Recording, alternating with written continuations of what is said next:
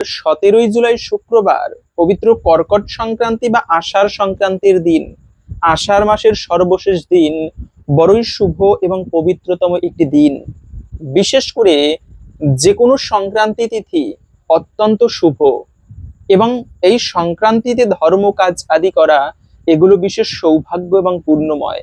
তাই তো শাস্ত্রে বলা আছে যে সংক্রান্তম ইয়ৎ কৃতম দানম জপ হোম সুরার্চনম তদক্ষয় ফলম কৃতম ঋষিভি তত্ত্বদর্শিভি। অর্থাৎ সংক্রান্তির দিনে যজ্ঞ, দান, তপস্যা, হোম সকল কিছু অক্ষয় পুণ্যফল প্রদান করে। সেই পুণ্যফল কোনোদিন ক্ষয় হয় না। এজন্য সংক্রান্তিতে বিশেষ করে এই আষাঢ় সংক্রান্তির দিনে ভক্তরা ভক্তি ভরে ব্রত করবে, সত্যনারায়ণের পুজো করবে। বিশেষ করে এই শুভতম দিনের সৌভাগ্য লাভের জন্য বাড়িতে আপনারা সামান্য এই একটি কার্য করতে পারেন। এতে ইষ্টদেবের কৃপা লাভ হবে, জীবনের অশুভ এবং অমঙ্গল দূরীভূত হবে। তাই আজকের এই পর্বে আমরা সেই প্রসঙ্গে জেনে নিব একটা বিশেষ গুরুত্বপূর্ণ প্রসঙ্গ। আসুন কিছুক্ষণ সময় ধৈর্য ধরে আজকের এই গুরুত্বপূর্ণ তথ্যগুলো জেনে নেই।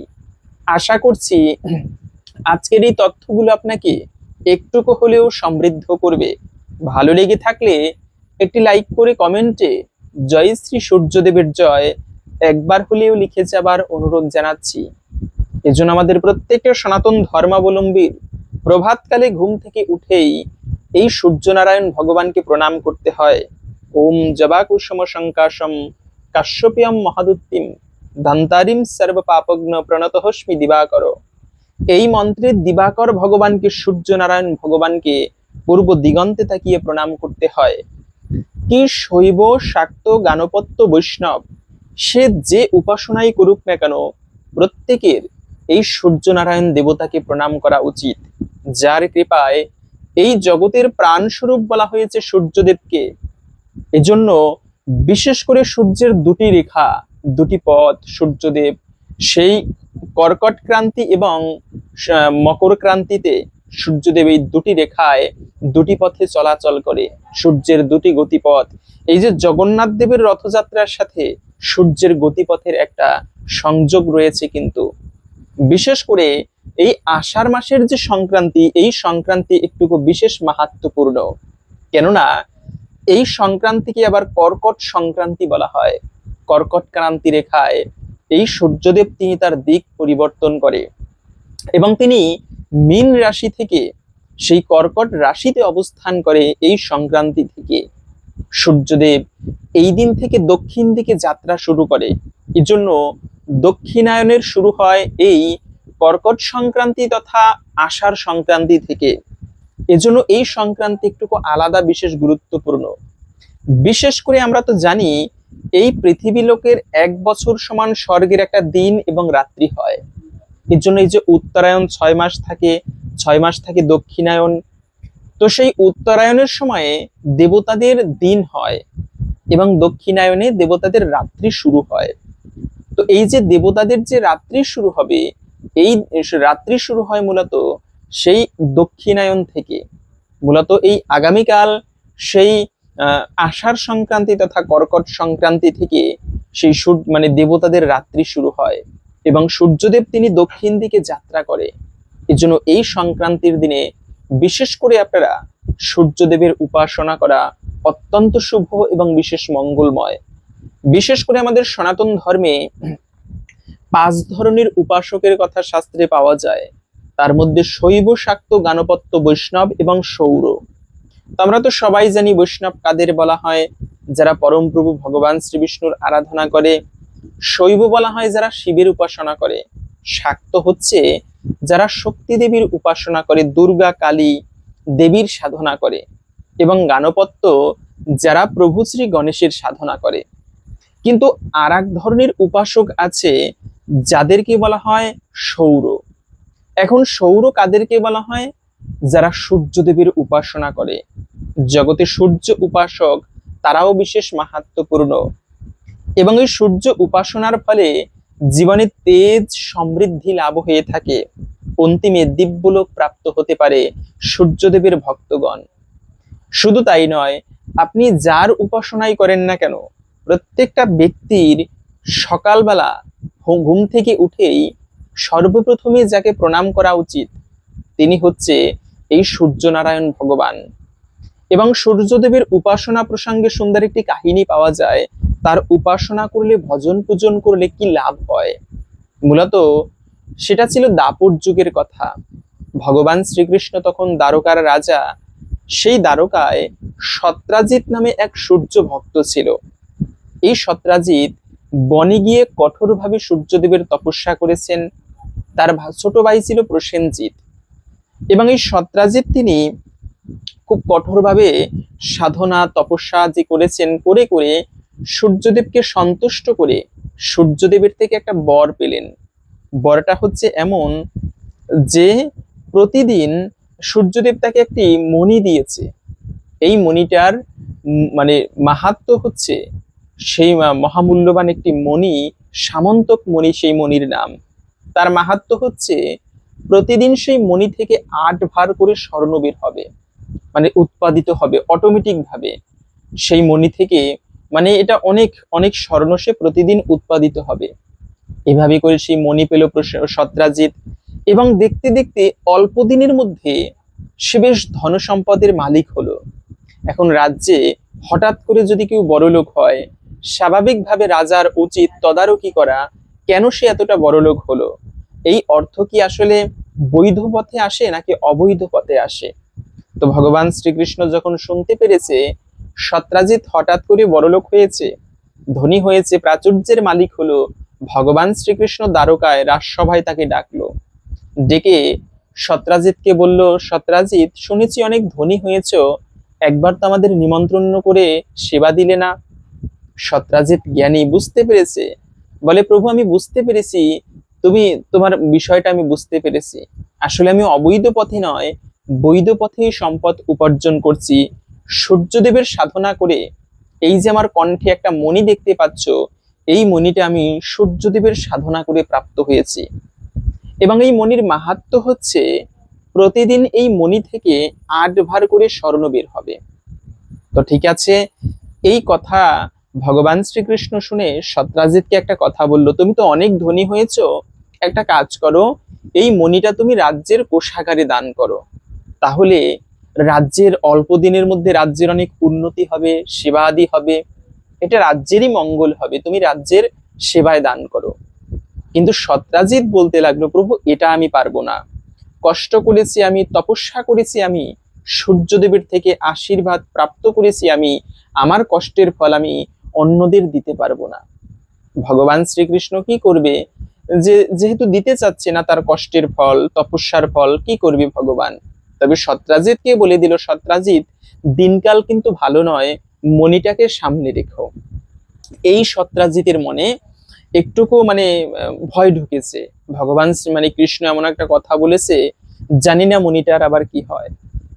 তো ঠিক আছে, মানে দৈবক্রমে একদিন সত্রাজিতের ভাই প্রসেনজিৎ ওই মণিটা কণ্ঠে বেঁধে সে বনে মানে শিকার করতে বেরোলো।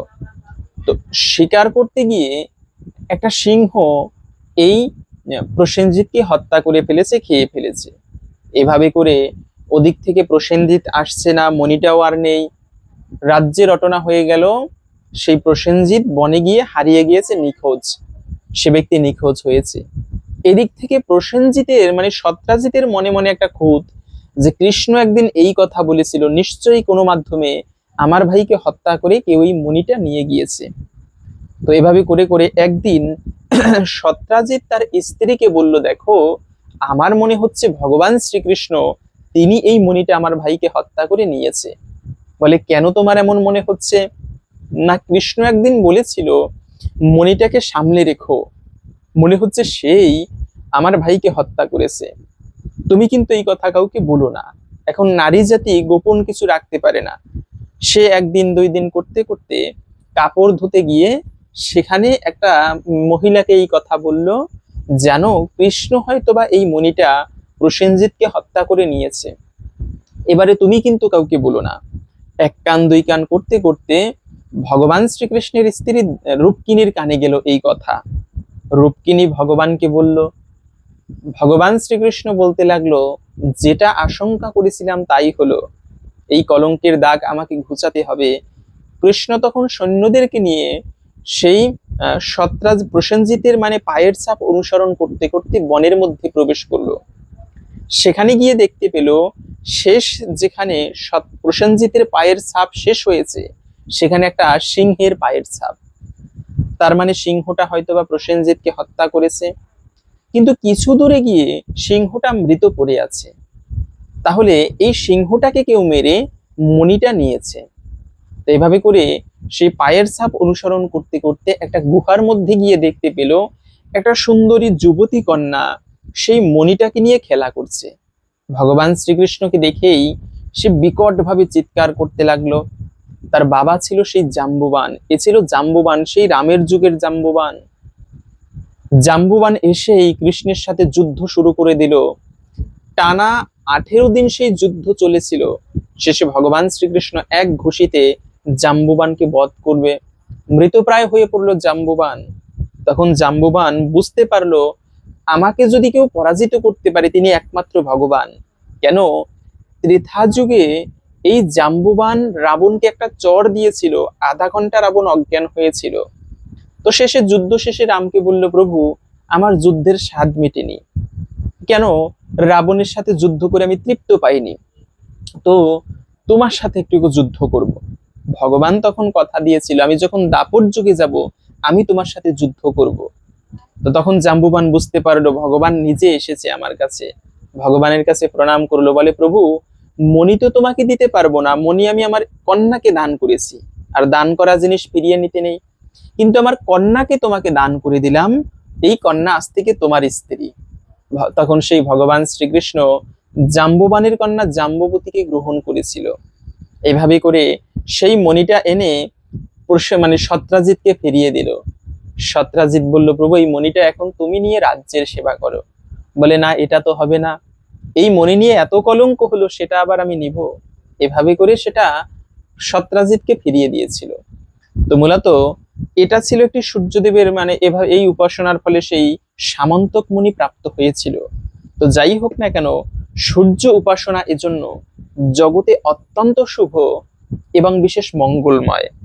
বিশেষ করে এই সংক্রান্তি তিথিতে সেই তুলসী পত্র চয়ন করা যাবে কিনা, না, সংক্রান্তির দিনে তুলসী চয়ন করা উচিত নয়। কিন্তু শাস্ত্রের সংক্রান্তি, পূর্ণিমা, অমাবস্যা এই সমস্ত দিনে তুলসী চয়ন করাকে বিশেষ অশুভ এবং অমঙ্গলের বলা আছে। হরির মস্তক ছেদন করলে যে পাপ হয় সেই পাপের ভাগী হতে হয়। তো এই জন্য এই সমস্ত দিনে ভুলেও তুলসী পত্র চয়ন করা উচিত নয়। আপনারা এই সমস্ত দিন এড়িয়ে চলবেন। পাশাপাশি সূর্যাস্তের পরেও তুলসী পত্র চয়ন করতে নেই। এবং এই দিনে বিশেষ করে শাস্ত্রে বলা আছে পিতৃপুরুষের উদ্দেশ্যে তর্পণ করা, যে কোনো সংক্রান্তি অথবা অমাবস্যাতে পিতৃপুরুষের উদ্দেশ্যে তর্পণ করা অত্যন্ত শুভ এবং বিশেষ মঙ্গলময় তথা সৌভাগ্যপূর্ণ। তো যাই হোক, এখন আসুন আমরা ধৈর্য ধরে জেনে নিচ্ছি এই কর্কট সংক্রান্তি তথা আষাঢ় সংক্রান্তির মাহাত্ম্য কথা। এই সংক্রান্তি তিথি সনাতন ধর্মে কেন এত গুরুত্বপূর্ণ বা মাহাত্ম্যপূর্ণ, এবং এরপরে ভিডিওর মূল প্রসঙ্গ এই দিনে কোন কার্যটি করার মাধ্যমে বিশেষ সৌভাগ্য লাভ করা যায় সেই প্রসঙ্গেও জেনে নিব। তাই প্রথমে জেনে নিচ্ছি কর্কট সংক্রান্তির মাহাত্ম্য। কর্কট সংক্রান্তি আমাদের মনে করিয়ে দেয় যে জগতে সবকিছুই পরিবর্তনশীল। সূর্য যেমন এক রাশি থেকে অন্য রাশিতে প্রবেশ করেন, তেমনি মানুষের জীবনেও পরিবর্তন আসে। তাই অহংকার ত্যাগ করে ঈশ্বরের আশ্রয় গ্রহণই জীবনের প্রকৃত পথ। এই দিনে আত্মসমালোচনা, পাপ থেকে বিরত থাকার সংকল্প এবং সৎ জীবন গ্রহণেরও একটি উৎকৃষ্ট সুযোগ। এই দিনে যা যা বর্জনীয়, অহংকার, রাগ, তারপরে হচ্ছে মিথ্যা কথা বলা, মদ্যপান, আমিষ ভোজন, যারা ব্রত পালন করেন তাদের ক্ষেত্রে অন্যের নিন্দা ও অপমান করা উচিত নয়। দরিদ্র ও অতিথিকে অবহেলা করতে নেই। ধর্মীয় কাজে উপহাস করতে নেই। এছাড়াও শাস্ত্রে বলা আছে এই মানে কর্কট সংক্রান্তি বিষয়ে, যে যা আষাঢ় সংক্রান্তি নামে পরিচিত, সনাতন ধর্মে একটি অন্যতম পবিত্র তিথি। এই দিনে সূর্যদেব মিথুন রাশি ত্যাগ করে কর্কট রাশিতে প্রবেশ করে। সূর্যের এই রাশি পরিবর্তনকে কর্কট সংক্রান্তিও বলা হয়ে থাকে। জ্যোতিষশাস্ত্র অনুযায়ী এই দিন থেকেই দক্ষিণায়নের সূচনা হয়, অর্থাৎ সূর্যদেব উত্তরায়ণ শেষ করে দক্ষিণমুখী গতি আরম্ভ করেন। এই সংক্রান্তি কেবল একটি বৈজ্ঞানিক ঘটনা নয়, বরং আধ্যাত্মিক সাধনা, পুণ্যকর্ম, দান, জপ, তপস্যা ও পিতৃতর্পণের জন্য অত্যন্ত গুরুত্বপূর্ণ। শাস্ত্রে বলা হয়েছে সূর্যের উত্তরায়ণকে দেবতাদের দিন এবং দক্ষিণায়নকে দেবতাদের রাত্রি বলা হয়। তাই দক্ষিণায়নের সূচনাকাল হিসেবে কর্কট সংক্রান্তি বিশেষ গুরুত্বপূর্ণ। এই সময়ে ভগবানের উপাসনা, দান, পুণ্য ও সৎকর্মের ফল বহুগুণ বৃদ্ধি পায়। মহাভারতের ভীষ্ম পিতামহ উত্তরায়ণের অপেক্ষায় শরসজ্জায় অবস্থান করছিলেন, কারণ উত্তরায়ণে দেহত্যাগকে বিশেষ শুভ বলা হয়। আবার দক্ষিণায়নকে ভক্তদের জন্য ভগবানের আরাধনার এক বিশেষ সময় হিসেবে ধরা হয়। এই সময়ে ভক্তরা অধিক জপ, কীর্তন, ব্রত এবং তপস্যার মাধ্যমে ঈশ্বরের কৃপালাভের চেষ্টা করেন। পদ্মপুরাণে বলা আছে, সংক্রান্তাম ইয়ানি দদ্যানি হুতানি চ তপাংসি চ তানি নিত্যম ভবত্তক্ষ ফলপ্রদায়িনী। অর্থাৎ সংক্রান্তির দিন দান, হোম, জপ ও তপস্যা করলে অক্ষয় পুণ্য ফল প্রাপ্ত হওয়া যায়। এই শ্লোক থেকে বোঝা যায় কর্কট সংক্রান্তিতে যে ধর্মীয় কাজ সাধারণ দিনের তুলনায় অনেক বেশি ফলদায়ক। কর্কট সংক্রান্তিতে করণীয় ব্রহ্ম মুহূর্তে স্নান। এই দিনে সূর্যোদয়ের পূর্বে বা সূর্যোদয়ের সময় নদী, পুকুর ও গঙ্গা জলে স্নান করা অত্যন্ত পুণ্যজনক। যদি গঙ্গা স্নানের সুযোগ না থাকে, তবে ঘরে স্নানের জলে গঙ্গা জল মিশিয়ে স্নান করা যেতে পারে। সূর্যকে অর্ঘ্য প্রদান। স্নানের পর পূর্ব দিকে মুখ করে সূর্যদেবকে জল, লাল ফুল, অক্ষত ও তিল সহ অর্ঘ্য প্রদান করা উচিত। এতে স্বাস্থ্য, আয়ু এবং সৌভাগ্য বৃদ্ধি পায়। ভগবান বিষ্ণু এবং শিবের পুজো। এই দিনে ভগবান বিষ্ণুর নাম জপ, গীতা পাঠ, বিষ্ণু সহস্রনাম পাঠ এবং মহাদেবের অভিষেক করলে বিশেষ পুণ্য লাভ হয়। এবং শাস্ত্রে তিল, চাল, ফল, বস্ত্র, ছাতা, জুতা, জলপাত্র, গুড়, অন্ন ও দক্ষিণা দানের বিশেষ মাহাত্ম্য বলা হয়েছে। দরিদ্র ব্রাহ্মণ ও অভাবগ্রস্তদের দান করলে অক্ষয় পুণ্য লাভ হয়। পিতৃতর্পণ। যাদের পিতৃপুরুষ প্রয়াত হয়েছেন, তারা এই দিনে তিল ও জল দিয়ে তর্পণ করলে পিতৃপুরুষগণ সন্তুষ্ট হন বলে শাস্ত্রে উল্লেখ আছে। ভারতীয় কৃষিভিত্তিক সমাজে আষাঢ় সংক্রান্তির বিশেষ গুরুত্ব রয়েছে। বর্ষাকালের সূচনা হওয়ায় কৃষকরা এই সময়ে নতুন ফসলের জন্য প্রার্থনা করেন। বহু স্থানে ক্ষেতের পূজা, গরুর পূজা এবং প্রকৃতির প্রতি কৃতজ্ঞতা প্রকাশের রীতি প্রচলিত আছে। আষাঢ় মাসেই শ্রী জগন্নাথ দেব বিখ্যাত রথযাত্রা অনুষ্ঠিত হয়। রথযাত্রার পর কর্কট সংক্রান্তি এলে ভক্তরা জগন্নাথ দেবের চরণে বিশেষ ভোগ নিবেদন করেন এবং দক্ষিণায়নের শুরুতে ভগবানের কৃপা প্রার্থনা করেন। তাই কর্কট সংক্রান্তি একটি অন্যতম গুরুত্বপূর্ণ দিন।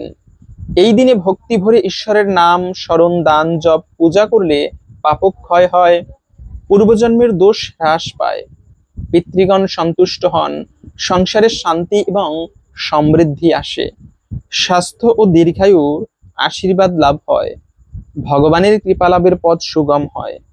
কর্কট সংক্রান্তি বা আষাঢ় সংক্রান্তি কেবল একটি সৌর সংক্রান্তি নয়, এটি আত্মশুদ্ধি, ধর্ম আচরণ এবং ঈশ্বর স্মরণের এক মহাপুণ্যবান সময়।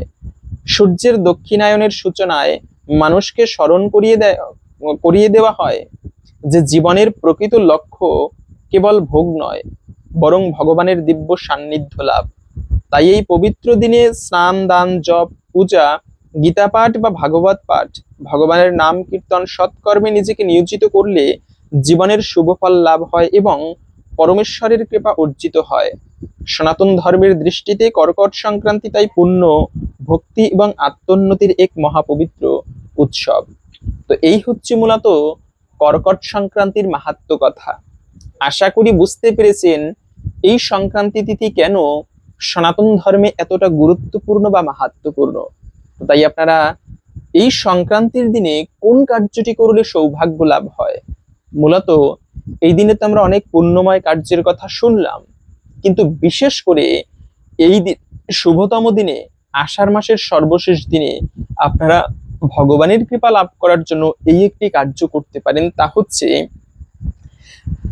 জগন্নাথ ভগবানের রথযাত্রা হয়েছে এবং জগন্নাথের জন্য আপনি যদি পারেন আপনার প্রিয় একটি পদ নিজে প্রস্তুত করেন নিজের হাতে। হতে পারে আপনি পিঠা ভালোবাসেন, হতে পারে আপনি খিচুড়ি ভালোবাসেন, হতে পারে আপনি পায়েস অথবা মিষ্টি ভালোবাসেন। নিজের হাতে সেই খাবারটি প্রস্তুত করে বাড়িতে এই দিনে জগন্নাথকে ভোগ নিবেদন করতে পারেন। ভগবান জগন্নাথকে ভালোবেসে কোনো ভোগ প্রস্তুত করে নিবেদন করলে জগন্নাথ অত্যন্ত প্রসন্ন হয়ে তা গ্রহণ করে এবং সেই ভক্তকে কৃপা করে, যে কাহিনী আমরা ইতিপূর্বে অনেকবার শুনেছি। তাই আপনি এই রথযাত্রার সময় একদিন হলেও এই নিজের হাতে প্রস্তুত করা কোনো দ্রব্য ভগবানকে নিবেদন করতে পারেন। এতে অবশ্যই ভগবানের কৃপা একটুকু হলেও লাভ হবে এবং বিশেষ সৌভাগ্য প্রাপ্ত হবে। তো যারা এতক্ষণ ধরে ধৈর্য ধরে আমাদের সাথে ছিলেন, তাদের ছোট্ট একটি আমন্ত্রণ, আমাদের ফেসবুক পেজটিকে ফলো করে আমাদের সাথে যুক্ত থাকতে পারেন। এই ভিডিওর ডেসক্রিপশন বক্সে আমাদের ফেসবুক পেজটির লিংক দেওয়া আছে। সবাইকে আমন্ত্রণ জানাচ্ছি, ফলো করে অবশ্যই আমাদের সাথে যুক্ত থাকবেন। ভগবানের কৃপায় সকলের জীবনে মঙ্গল হোক এই কামনা করে আজকের ভিডিওটি এখানে সমাপ্ত করছি। হরে কৃষ্ণ।